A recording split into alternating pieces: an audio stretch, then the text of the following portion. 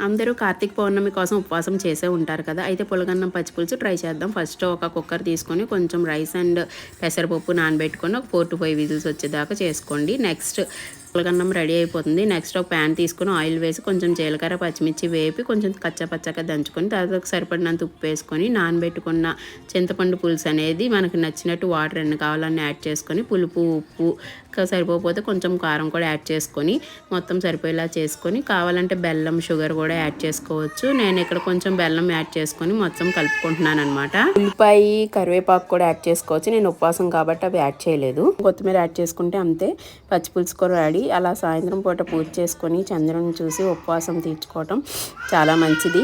అలాగే పులగన్నంలో కొంచెం బెల్లం వేసుకొని పైన నెయ్యి వేసుకొని తింటే చాలా బాగుంటుంది. నేనైతే ఇలాగే ట్రై చేస్తాను. అండ్ పచ్చిపులుసు పులగన్నం కాంబినేషన్ కూడా చాలా బాగుంటుంది. మీలో ఎంతమందికి పచ్చిపులుసు పులగన్నం కాంబినేషన్ ఇష్టమో కామెంట్ చేయండి. నచ్చితే సబ్స్క్రైబ్. Thank you. బాయ్.